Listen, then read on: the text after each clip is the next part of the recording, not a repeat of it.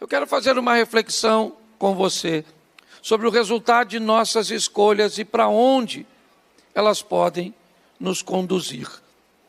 Essa é uma história bem interessante, porque ela narra o mesmo momento vivido por duas pessoas.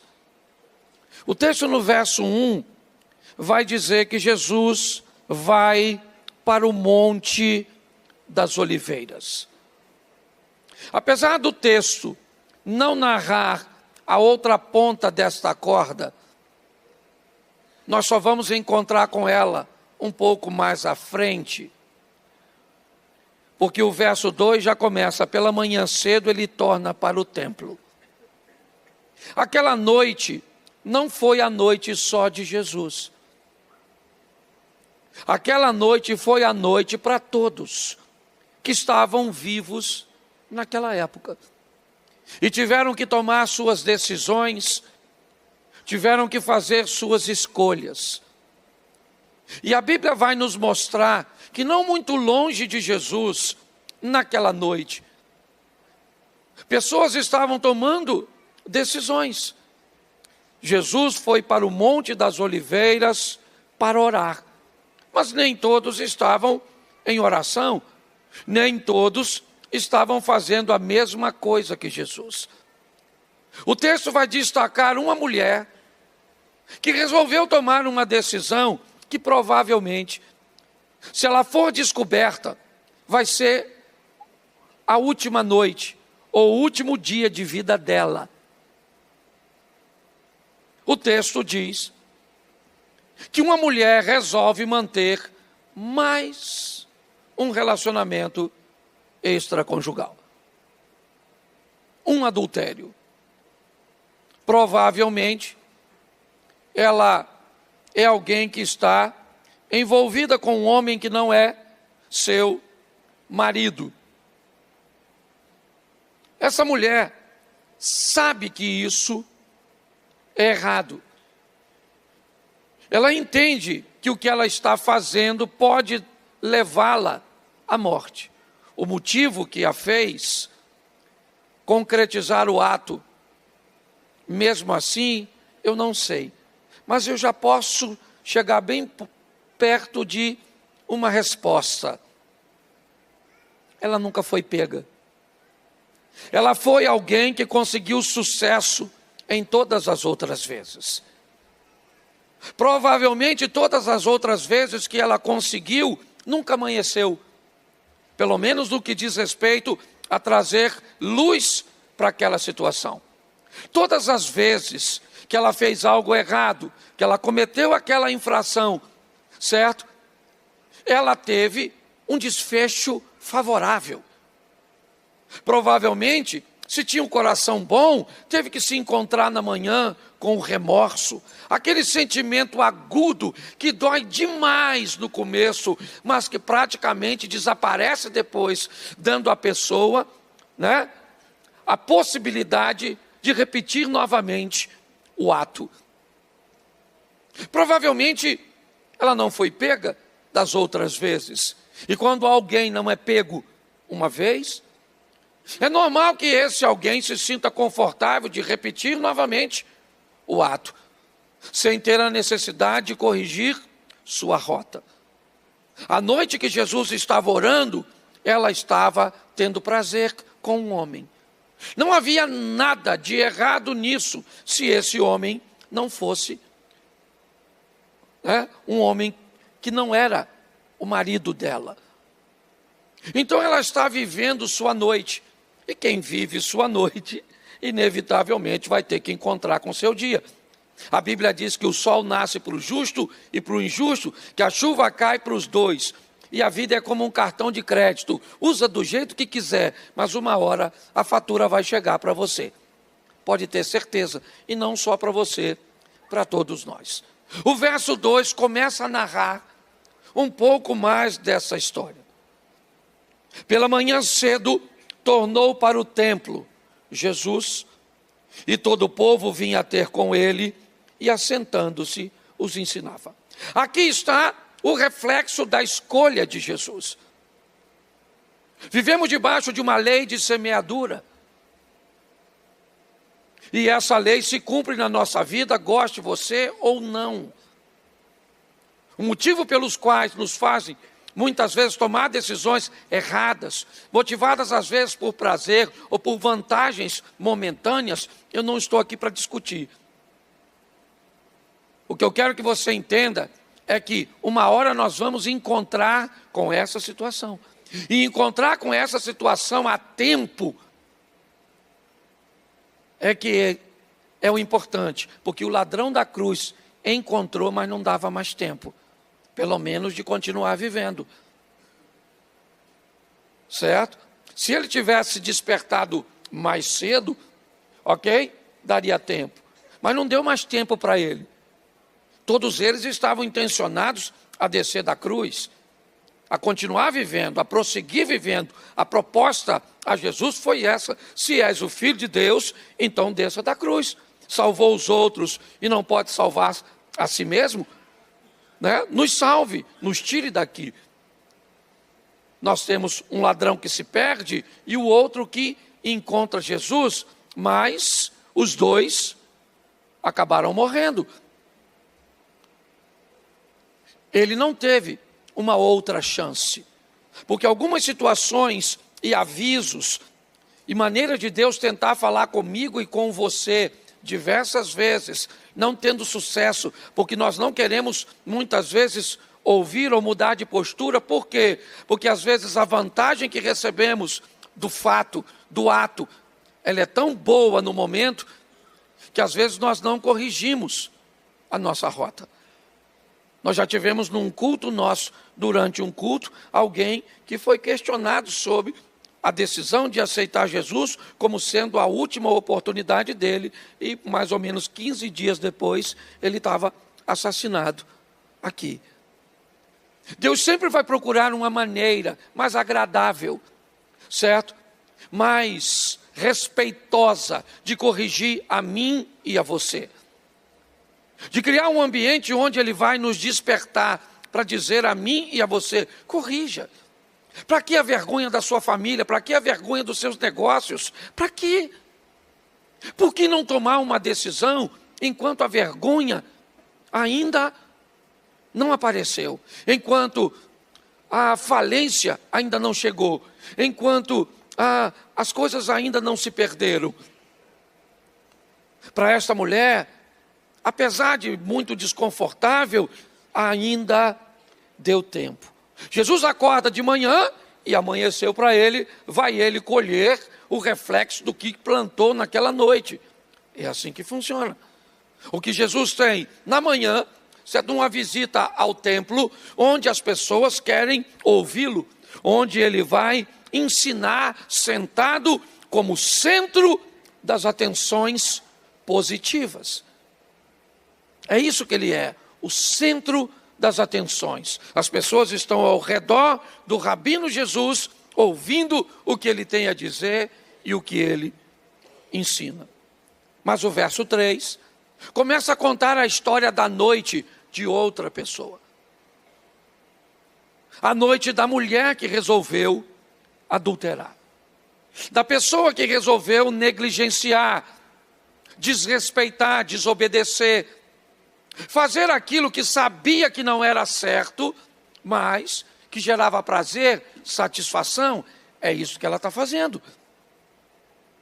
Talvez nós não estamos adulterando, mas estamos gastando aquilo que não podemos pagar. Talvez nós não estamos adulterando, mas não estamos estudando como se fôssemos passar. Talvez nós estamos tomando decisões cujas quais nós vamos ter que encontrar com elas lá na frente. Mesmo às vezes com a vida transformada. Há um tempo atrás eu estava chegando na igreja, e em frente aqui à igreja tinha uns rapazes. E dentre eles tinha um amigo de infância, um dos meus melhores amigos numa fase da minha vida. Depois nós nos distanciamos. O Beto está lá atrás, Beto vai lembrar. Beto estava ali, certo? Próximo. E quando eu cheguei, ele veio até a minha direção e, ao entrar pelo portão da igreja, eu fui e disse para ele que lá fora estava um amigo meu. E aí ele me disse assim, não sei se vai lembrar, irmão, pastor, ele não estava falando coisa boa do senhor lá fora. E ele não estava mentindo. Ele só estava falando coisas a meu respeito de uma época que eu vivia sem Jesus, porque todo mundo tem passado.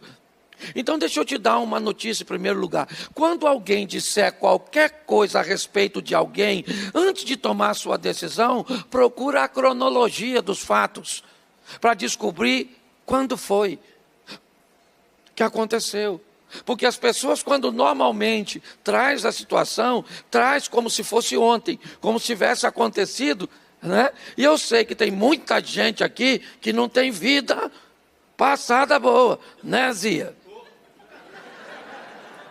Ele não estava esperando, é só para brincar, certo? Mas você consegue entender? Todo mundo aqui tem passado. E essa é uma história que essa mulher é pega no próprio ato adulterando. Finalmente chegou a hora de pagar a conta. Finalmente, certo? Naquela noite em que Jesus está orando, certo? Eu não gosto muito disso não, até falei que não ia fazer, mas eu acho que vale a pena. Pergunta quem está do seu lado assim, o que você fez noite passada?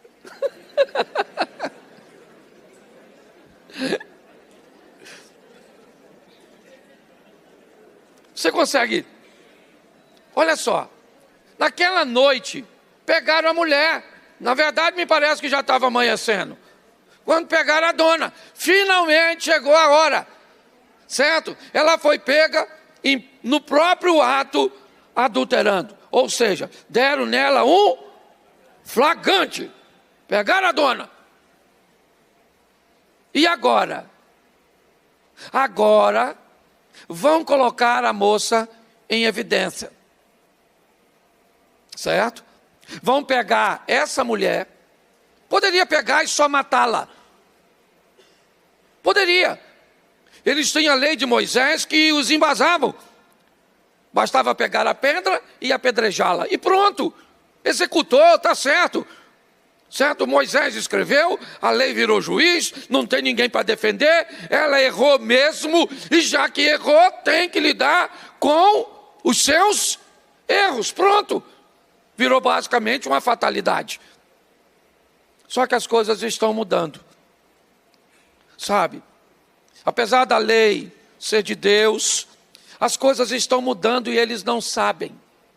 Tem alguém entre eles que se sobrepõe à lei.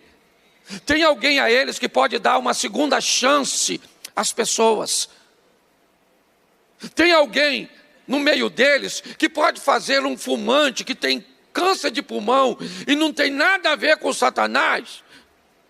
Tem a ver com o tabaco. Porque às vezes o coração dele é de Jesus, mas o pulmão já foi da Souza Cruz.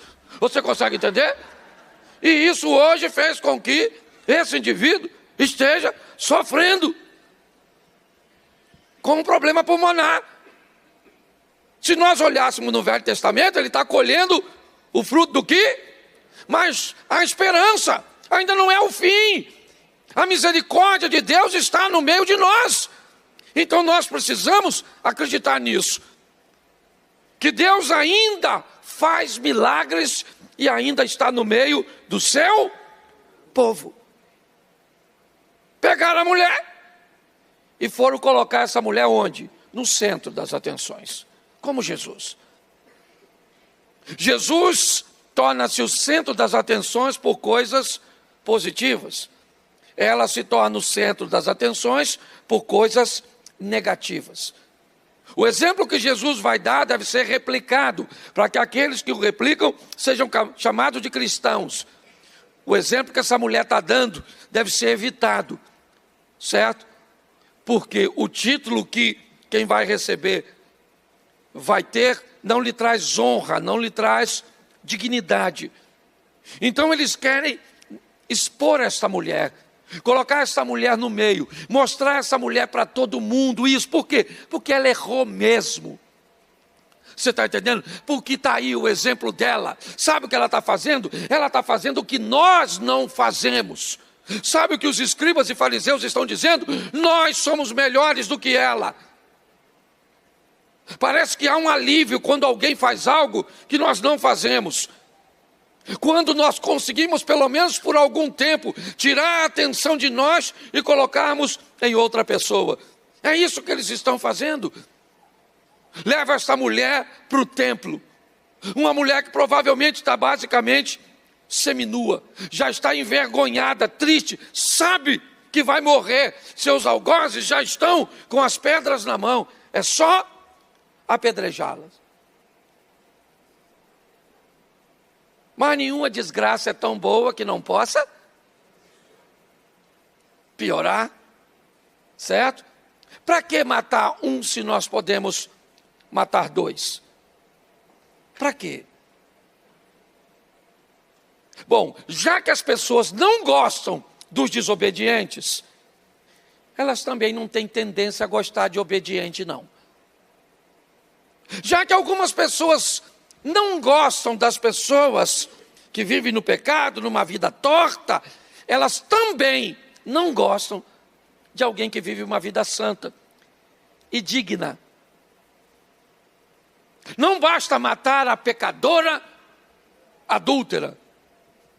Por que não levar o santo Jesus também para o buraco, junto?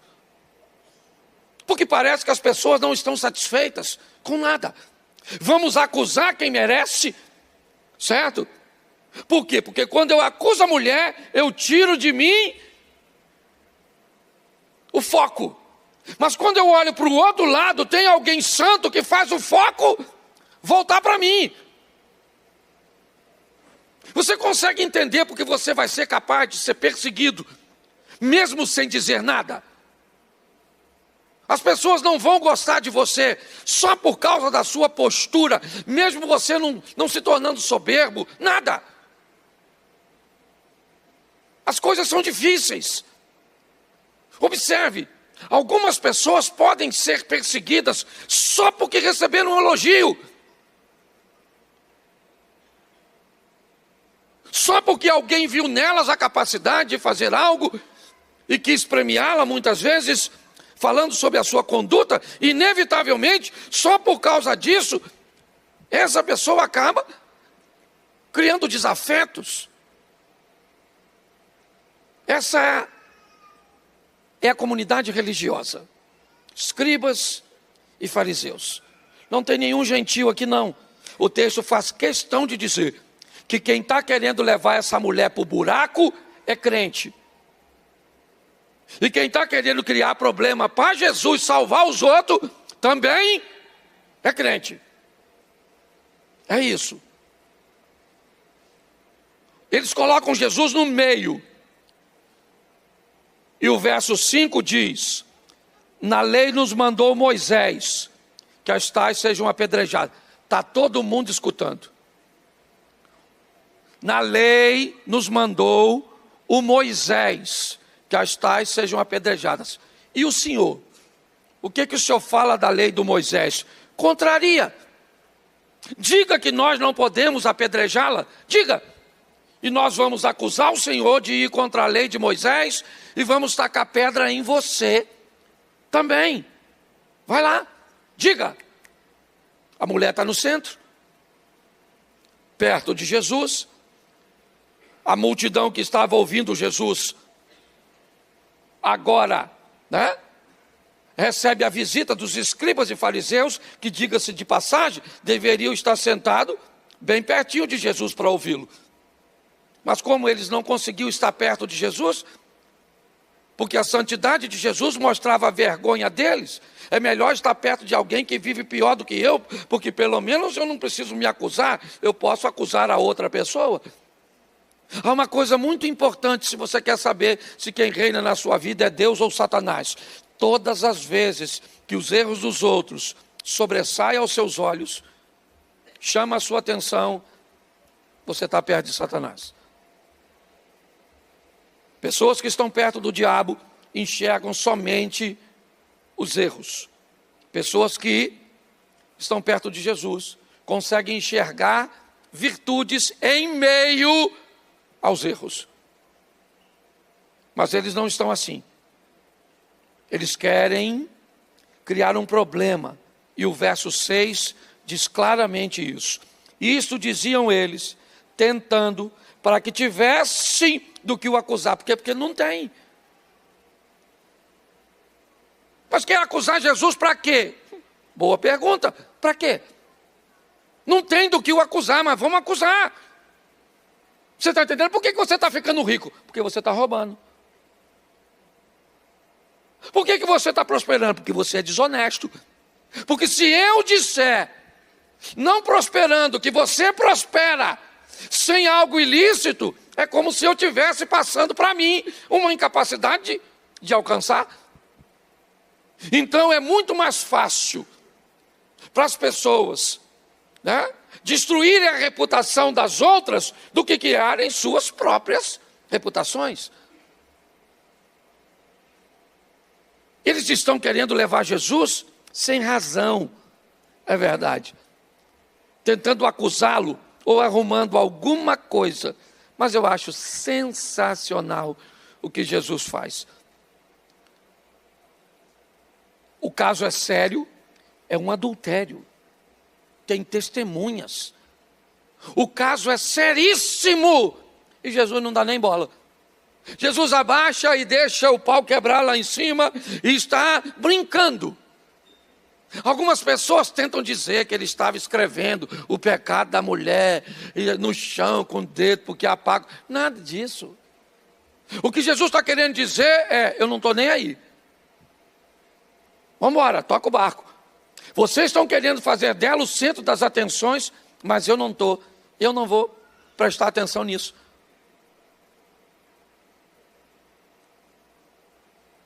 O que eles deveriam ter feito? Pare e pense. Para de conversar com Jesus, pega a mulher, vai embora e mata a mulher. Mas eles não estão satisfeitos com isso, não. Eles querem levar Jesus junto. Eles querem dizer, olha, nós precisamos matar ele também, precisamos fazer alguma coisa com esse indivíduo.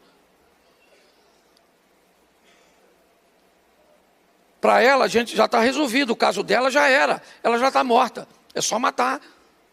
O que nós precisamos agora é uma forma de levar esse indivíduo junto com ela. Mas ele não fala nada, ele não está dando atenção para eles, ele não está olhando para eles. Jesus não está nem aí para aquela situação. É como se ele dissesse assim, quer matá-la? Então pega a mulher, leva e mata. O Moisés não autorizou? Não é isso? Não é essa a cabeça de vocês, que uma pessoa quando erra não deve ter uma segunda chance? Porque eu aprendi uma coisa ao longo da minha vida.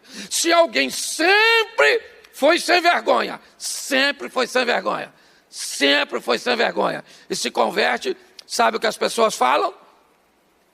Fica de olho, hein? Fica de olho que isso não era mole não. Isso é lobo na pele do cordeiro. Está aí na igreja, está aí na igreja, está aí na igreja. Fica de olho, hein? Mas se uma pessoa sempre foi gente boa, sempre foi gente boa, e um dia deslizou, sabe o que as pessoas falam? Nunca me enganou não, rapaz. E tinha alguma coisa por baixo dos panos assim que eu não me engano. Certo? Pode notar. Por quê? Porque as pessoas gostam de ver os outros cair.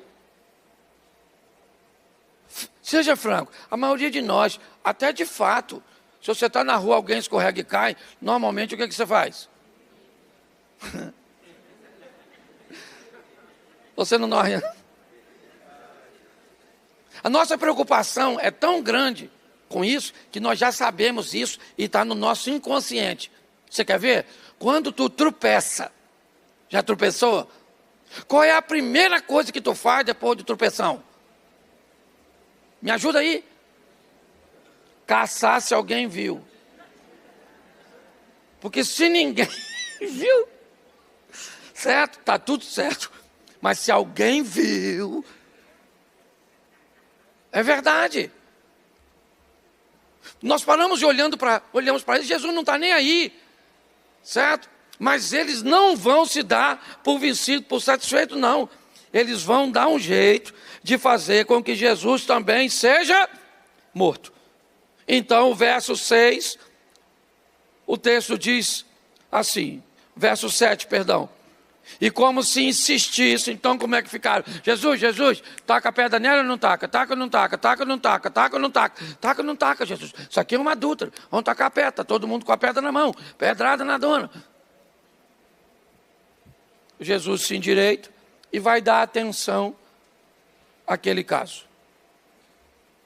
A mulher é o centro das atenções. Quem era o centro das atenções até a mulher chegar? Quem era? Quando ela chegou, quem se tornou o centro das atenções? Ela, sim ou não? Sendo acusada por um bando de religiosos. Pastor não, rapaz. Quem falou pastor aí? Falaram pastor. Pastor acusa ninguém não, rapaz. Estou brincando, que eu ouvi uma voz de uma criança. Certo? Ele se endireita, levanta.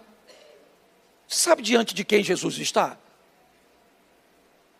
Quando Jesus fica em pé diante daquela situação, ele está diante de nada mais, nada menos do que a poderosa lei do Moisés, a mosaica.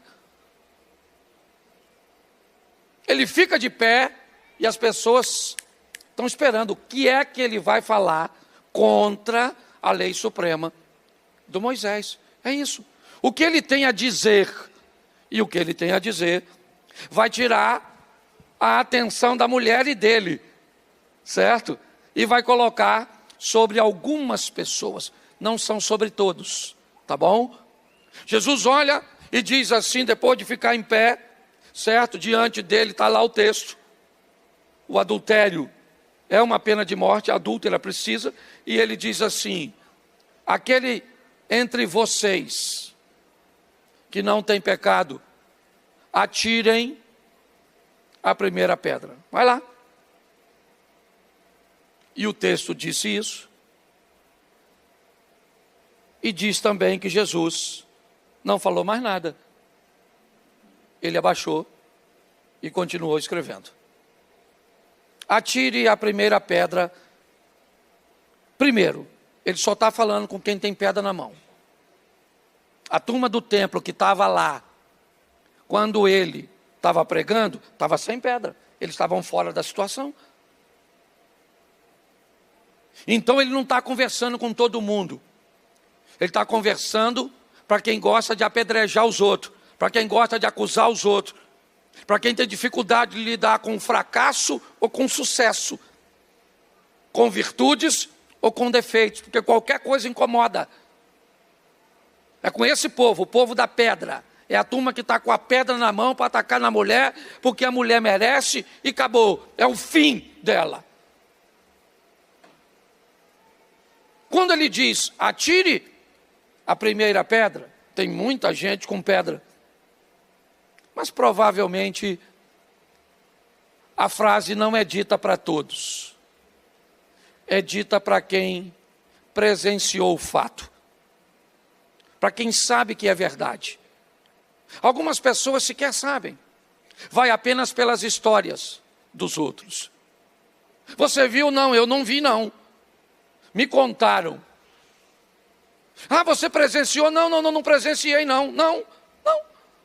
Eu só soube. Não é com esse povo que Jesus... Esse povo gosta de tacar pedra. Esse povo gosta de apedrejar. E eles vão te apedrejar de qualquer jeito. Vocês acompanham aqui, principalmente quem é membro da igreja, uma das histórias mais faladas hoje em Xerém é que o senhor Washington Reis é quem constrói a nossa igreja. Eu tenho que ouvir isso pelo menos umas 2 vezes por dia, que nós só construímos aquilo lá porque ele está financiando para a gente construir. É verdade? Não. Mas as pessoas falam, e o que a gente faz? Não constrói. Aliás, quebra aquilo tudo lá e joga no chão. Eu lembro, hoje não tem mais, porque está tudo mudado, mas eu lembro, quando o cachorro, eu morava ali na Praia da Mantiqueira. Deixa eu ver se eu consigo lembrar o nome. Palhaço era o nome do cachorro. É. Pensa num cachorro para latir para a lua. Não podia ver uma lua cheia. Eu achava até que ele ia virar lobisomem, aquele cachorro. E uau, uau, uau, uau, uau, uau, uau. E ele ficava doido com a lua, doido com a lua. E a lua fazia o quê?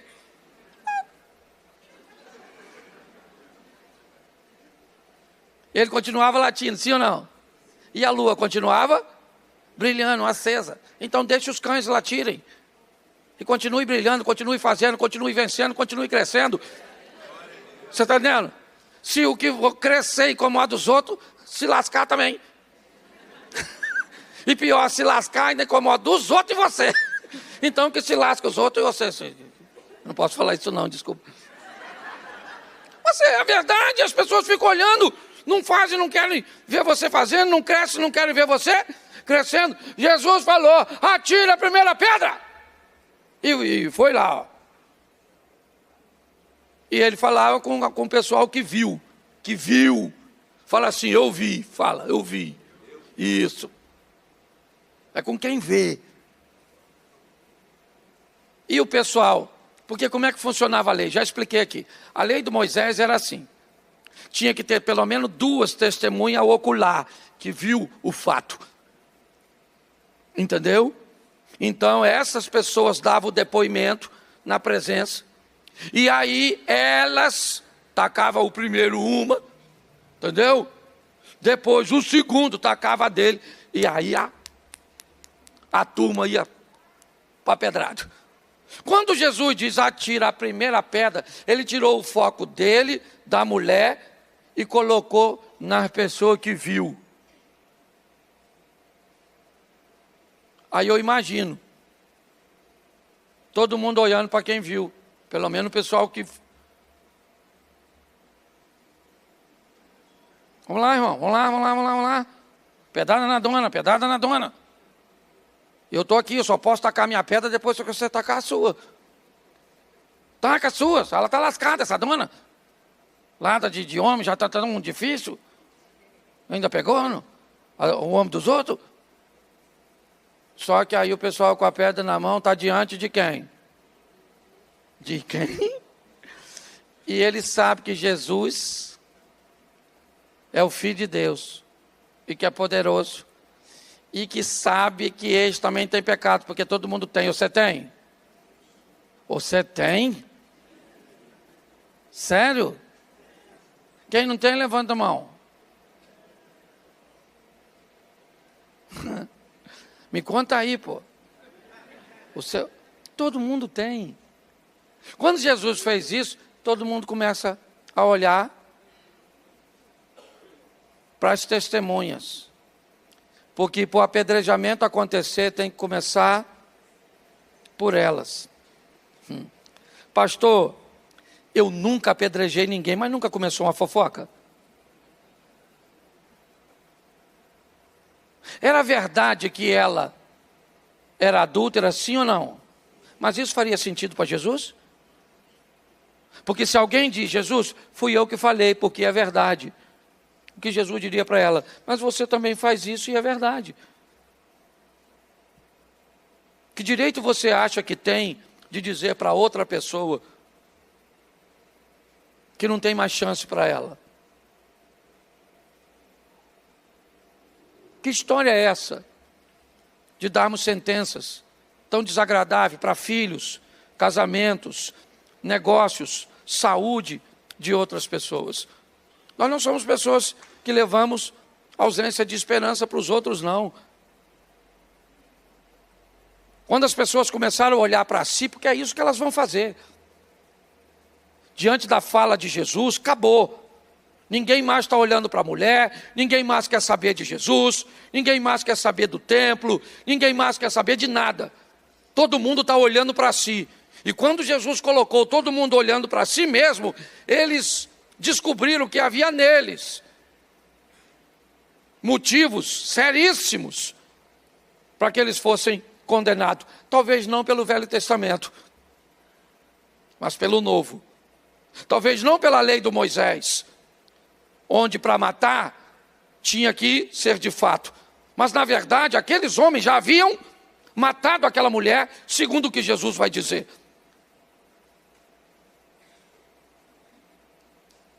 Sabe o que acontece? As pessoas começam a ir embora. Começaram pelos velhos, os inflexíveis, com a mente totalmente engessada. E as pessoas vão indo embora. Jesus não levanta, continua onde está. Ele não está dando atenção para as pessoas. Elas vão embora e vão ter que digerir no caminho, na noite, na cama, a vergonha que todos eles passaram. Sejam jovens ou velhos, quando encontrassem na rua e lembrassem que estiveram juntos diante de uma mulher, vão descobrirem que o outro não pôde apedrejar, porque também tinha algo de errado.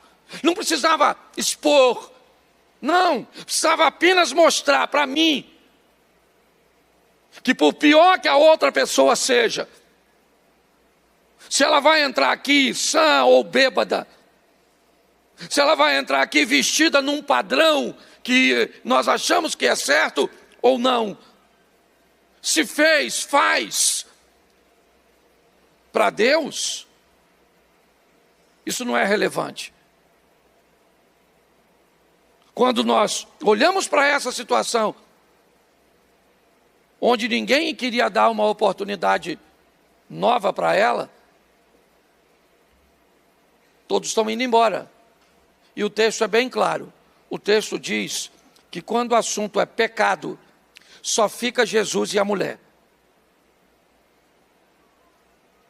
O texto faz questão de dizer, e Jesus levantando, não viu ninguém além da mulher. Não tem discípulo, não tem aluno de Jesus, não tem gente que toma conta, que abre ou fecha a porta da sinagoga, não tem ninguém. Quando ele disse pecado, todo mundo foi embora. Ficou só ela. Ela ficou. Ela era o centro das atenções. Quando todos vão embora, Jesus se levanta e faz uma pergunta para ela: mulher, onde estão os que te acusavam? Cadê as pessoas que iam matar você? Cadê? Cadê o pecado que ia te destruir? Cadê ele? Onde? Onde está a morte, a sua vitória? Cadê? Cadê? Cadê o ancião da sinagoga? Cadê o pastor fulano de tal? Cadê o ciclano? Cadê? Cadê o teólogo, não sei das quantas? Cadê o estudioso? Cadê o fariseu, o escriba? Cadê o cara? Traz o cara aqui e manda ele te acusar. Cadê?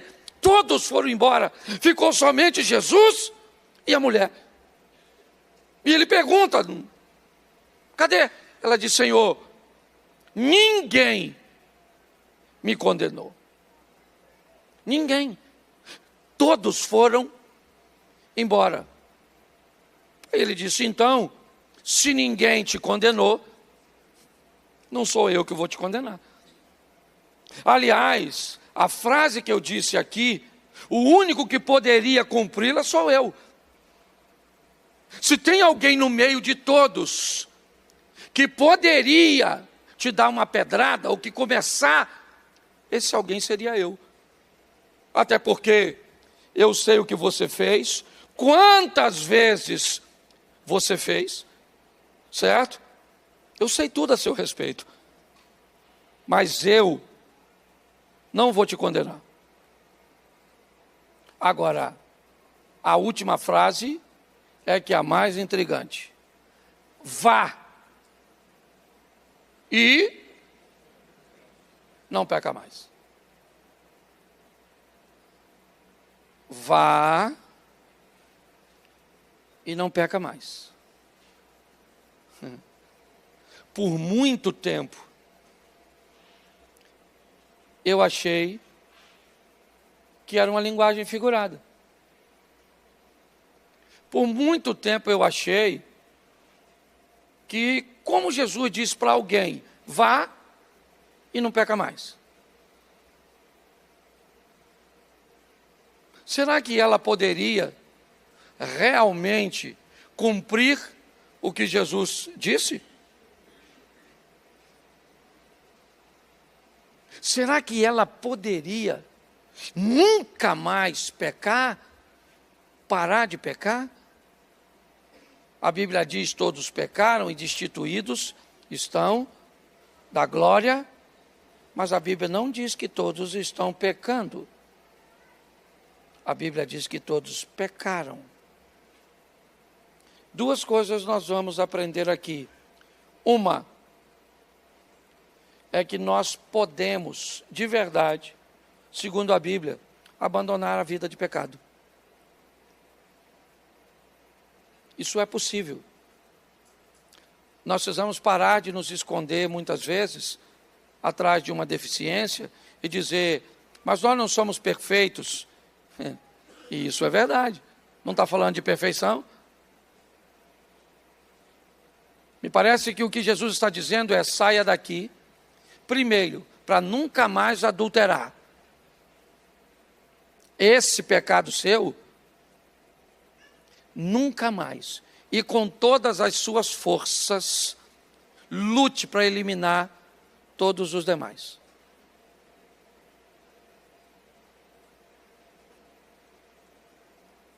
Com todas as suas forças, lute para controlar, não para extinguir. Pastor, eu não consigo. É mais forte do que eu. O desejo, eu não consigo parar de sentir. Quem mandou você parar de sentir? A Bíblia diz: pare de dar vazão ao que você está sentindo. Pare de fazer com que a sua mente mande informação para o seu corpo e isso vire um comportamento. Está lá em Tiago. A consumação do pecado. E o pecado, então, sendo consumado, gera a morte. Para todos, era a última ou o último dia de vida daquela mulher. Para Jesus, não. Ele ainda tinha uma oportunidade para ela, para que ela pudesse mudar de vida. Eu não sei, eu sei muito da minha vida. Da minha vida eu sei. Eu sei muito do que eu sinto. Eu sei muito do que eu penso. Eu estou há 33 anos no Evangelho. 33. Estou indo para 34. Agora, eu ainda sinto muita coisa cujas quais eu me envergonho, Abner. Eu ainda penso muitas coisas das cujas quais eu teria vergonha de falar até para você, irmão. Mas eu posso dizer a você que basicamente todas as coisas das cujas quais eu me envergonho de pensar, eu não me envergonho de fazer, porque eu não faço. Porque é possível. É fácil? Não. Não é fácil. É possível? É. Você é capaz, e eu sou capaz, de vivermos uma vida digna e decente diante do Senhor. Sabemos que o Espírito do Senhor está sobre nós, e Ele nos dá condições de vencermos as maiores tentações, e eu não sei qual é a sua. Algumas envolvem dinheiro, algumas envolvem paixões indevidas, eu não sei. Eu só sei que é possível vivermos uma vida consagrada ao Senhor. E podemos tomar algumas prevenções, se queremos andar com um pouco mais de segurança. Há um tempo atrás, eu, sem necessidade, demorei um pouco mais para sair de casa, para ir para o aeroporto. E eu não esperava que o trânsito tivesse tão ruim. E quando eu cheguei um pouco mais da metade do caminho, eu comecei a achar que não ia dar tempo de pegar o voo. Então eu comecei a pedir a Deus que abrisse as portas e que melhorasse o trânsito, Eliezer, para que eu conseguisse chegar. Eu comecei, Cauã, a conversar com Deus, pedindo para que Deus me desse condições de não perder o voo. E nitidamente eu senti Deus falar comigo. Se tivesse saído mais cedo, não precisava estar falando comigo. Era só ter saído com a margem um pouco maior de segurança. Grande parte, escute o que eu vou falar para você e não se escandalize. A Bíblia é clara em dizer, 1 Tessalonicenses 5,17, é isso? Orai sem... Se tem uma coisa que nós devemos fazer é orar, sim ou não? Mas a minha pergunta é, que pauta eu vou usar na minha oração? Qual é o assunto? Será que eu preciso, de verdade, orar sempre usando essa pauta de correção de algo que não precisava ser corrigido se eu tivesse corrigido postura?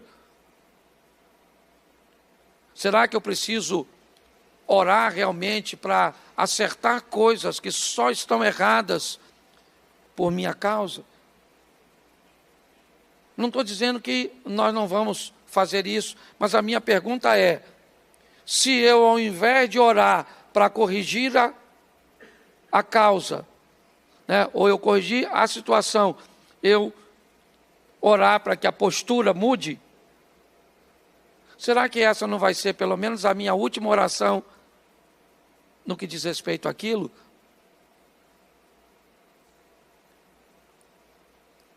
Porque se eu corrigir minha postura no que diz respeito a meu cônjuge, esse é um assunto cujo qual eu não preciso mais falar com Deus.